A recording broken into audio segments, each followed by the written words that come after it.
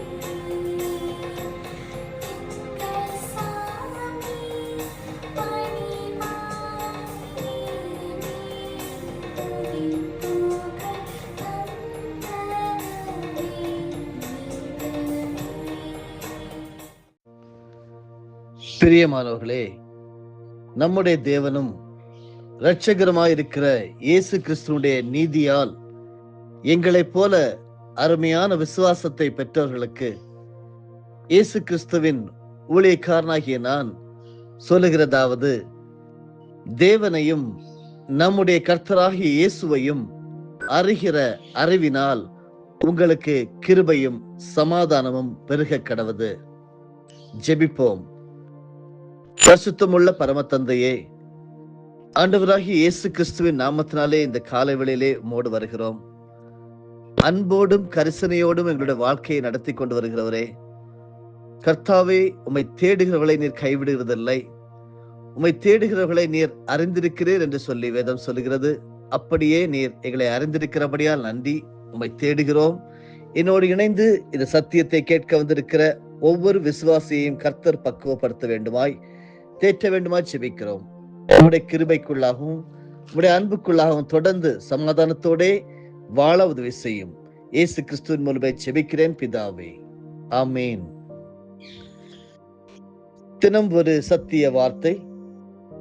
இந்த நாள் தியானத்தின் தலைப்பு தேவன் அங்கீகரிக்கும் ஜெபம், பாகம் 5.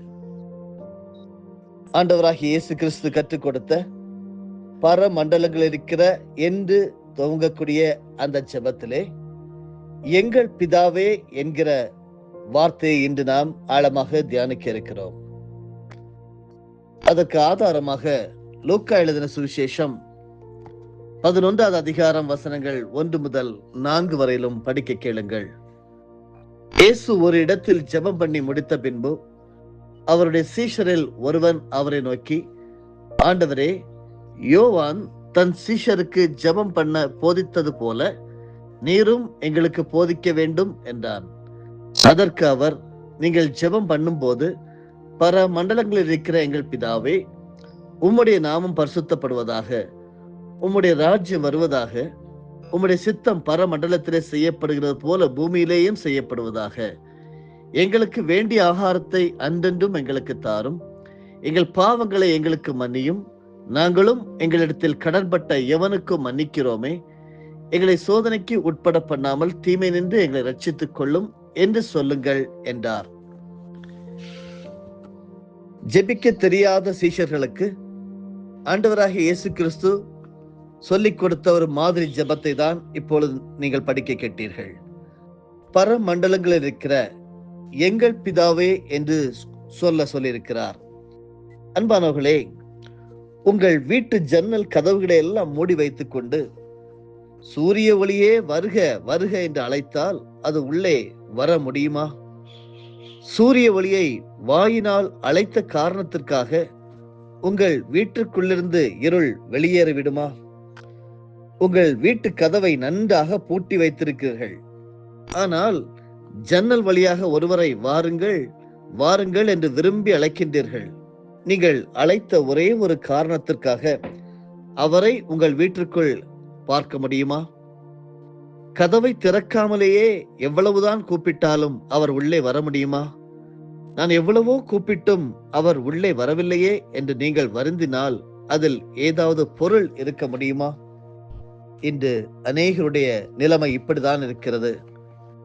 வாயினால் சில அறிக்கைகளை செய்து விட்டதாலும், தண்ணீரில் மூழ்கி ஞானஸ்நானம் பெற்றுவிட்டதாலும் தாங்கள் தேவனுடைய பிள்ளைகள் ஆகிவிட்டோம் என்று அவர்கள் நினைத்துக் கொள்கிறார்கள். உண்மையான மனம் திரும்புதல் வேண்டும். இயேசுவுக்காக இதயத்தை விழிப்புணர்வோடு திறந்து கொடுக்க வேண்டும். வாழ்க்கையின் ஒவ்வொரு பகுதியிலும் இயேசுவை விரும்பி ஏற்றுக்கொள்ளும் அனுபவம் வேண்டும். வாழ்க்கையின் ஒவ்வொரு பகுதியிலும் அவர் பிரவேசிக்கத்தக்க விதத்தில் திறந்து வைக்க வேண்டும். அப்போதுதான் பாவம் வெளியே போக முடியும். அப்போதுதான் பிள்ளைகளாக நம்மை தேவன் ஏற்றுக்கொண்டு அதற்குரிய நிறைவான சந்தோஷத்தை தர முடியும். ஜன்னல் மட்டும் திறந்தால் போதாது, வாழ்க்கையின் கதவாகிய இருதயம் திறக்கப்பட வேண்டும். இரண்டாவதாக, ஏற்றுக்கொள்கிற அனுபவத்தோடு மட்டும் நில்லாமல் தேவனுடைய ஆவியினால் நடத்தப்படுவதற்கு முற்றிலும் நம்மை ஒப்புக்கொடுக்க வேண்டியது அவசியம். இயேசுவை ஏற்றுக்கொண்ட பின்பு அவருடைய வழிகளில் நடப்பதற்கு நாம் முன்வர வேண்டும்.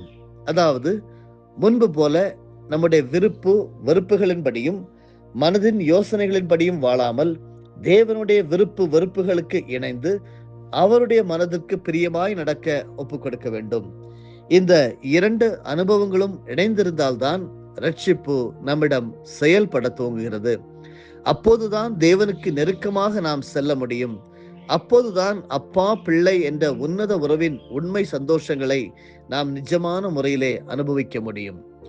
அன்பானவர்களே, பரிசுத்த ஆவியை பெறாத எவரும் தேவனுடைய பிள்ளைகள் அல்ல. அதை ஒவ்வொரு விசுவாசியும் நாம் அறிந்து கொள்ள வேண்டும். ஏற்கனவே நாம் தேவனுக்குள் பரிசுத்த ஆவி இருக்கிறது என்றும் மனிதனுக்குள் மனித ஆவி இருக்கிறது என்றும் நாம் சிந்தித்தோம். ஆவிகள் வேறுபட்டிருப்பதால் இருவரும் இசைந்து ஒரு உறவிற்குள் இருக்க முடியாது. ஒரே ஆவி இருவருக்குள்ளும் இருந்தால் ஒழிய இருவரும் அப்பா பிள்ளை என்ற நிலைக்கு வர முடியாது. ஆவியாயிருக்கிற தேவனுடைய இயற்கைக்கு ஏற்ப நாமும் ஆவிக்குரிய நிலையில் மாறினால்தான் நாம் அவரை நெருங்க முடியும். இங்கேதான் மறுபடியும் பிறத்தல் என்ற அதிசய அனுபவம் ஒரு விசுவாசுடைய வாழ்க்கையில் நடக்கின்றது. அழிவுக்குரிய மாம்சத்தில் இருக்கும் மனிதன் அழிவில்லா தேவனை தந்தையாக ஏற்றுக்கொள்ள முன்வரும் போது தேவன் அவனை அழிவில்லாத புதிய ஆவிக்குரியவனாக பிறப்பிக்கின்றார். அங்கே அவன் தேவனுடைய இயற்கைக்கு ஏற்ப ஆவிக்குரிய புதிய படைப்பாக மாறுகின்றான். அது எப்படி என்றால், அழிவில்லாதவனாக அழிவில்லாத தேவன் அவனிடம் வரும்போது அவனும் பிறக்கின்றான். அங்கே அவன் ஆவியாயிருக்கிற தேவனால் பிறப்பிக்கப்பட்ட ஆவியின் பிள்ளைகளாக இருக்கின்றான். எனவே இயேசுவை நாம் ஏற்றுக்கொள்ளும் போது தேவனுடைய பிள்ளைகளாக நாம் மாறிவிட்டதை உறுதிப்படுத்த தேவன் தம்முடைய ஆவியை நமக்குள் அனுப்புகின்றார்.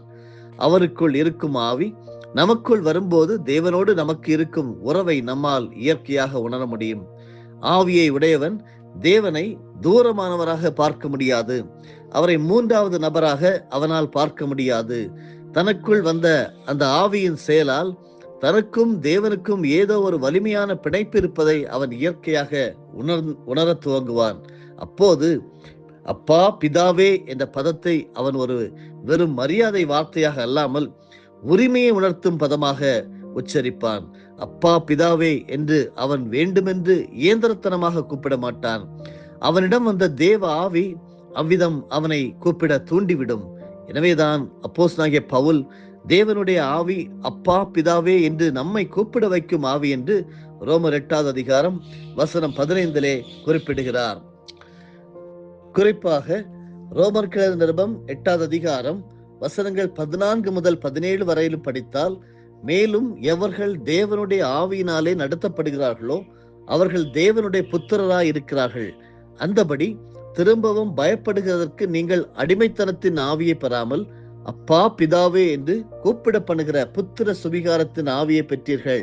நாம் தேவனுடைய பிள்ளைகளாய் இருக்கிறோம் என்று ஆவியானவர் தாமே நம்முடைய ஆவியுடனே கூட சாட்சி கொடுக்கிறார். நாம் பிள்ளையானால் சுதந்திரரும் ஆமே, தேவனுடைய சுதந்திரரும் கிறிஸ்துவுக்கு உடன் சுதந்திரரும் ஆமே. கிறிஸ்துவுடனே கூட நாம் மகிமைப்படும்படிக்கு அவருடனே கூட பாடுபட்டால் அப்படியாகும். இதைதான் அப்போஸ்தலனாகிய பவுல் இங்கே குறிப்பிட்டுள்ளார். அந்தபடி திரும்பவும் பயப்படுகிறதற்கு நீங்கள் அடிமைத்தனத்தின் ஆவியை பெறாமல் அப்பா பிதாவே என்று கூப்பிடப்படுகிற புத்திர சுவிகாரத்தின் ஆவியை பெற்றீர்கள். எனவேதான் பரிசுத்த ஆவியை பெற்றிராத ஒருவரும் தேவனுடைய பிள்ளையாகவோ ரட்சிக்கப்பட்டவராகவோ ஒருபோதும் இருக்க முடியாது. ஏனென்றால் ஆவியை பெறுவதன் வாயிலாகவே அந்த ஆவியினால் நாம் தேவனுடைய பிள்ளைகளாக அறியப்படுகிறோம். சாதாரண மனிதனை தேவனுடைய பிள்ளை என்ற உன்னத அந்தஸ்துக்கு உயர்த்துவது அந்த ஆவிதான். அந்த ஆவியை பெற்ற நிச்சயம் இல்லையில் ரட்சிக்கப்படவே இல்லை என்பது சந்தேகமற்ற உண்மை. சிலர் ரட்சிக்கப்பட்டேன் என்பார்கள், தேவனுடைய பிள்ளையாக மாறியதாக கூறுவார்கள். ஆனால் ஆவியை பெற்றீர்களா என்று கேட்டால், பரிசுத்த ஆவியை இன்னும் பெறவில்லை, அதற்காக ஜெபித்துக் கொண்டிருக்கிறேன் என்பார்கள். இது தவறான உபதேசத்தால் ஏற்பட்ட மோசமான பிரதிபலிப்பு ஆகும். ஆவியை பெறுவதன் வழியாகத்தான் ஒருவன் தேவனுடைய பிள்ளையாக மாறுகின்றான்.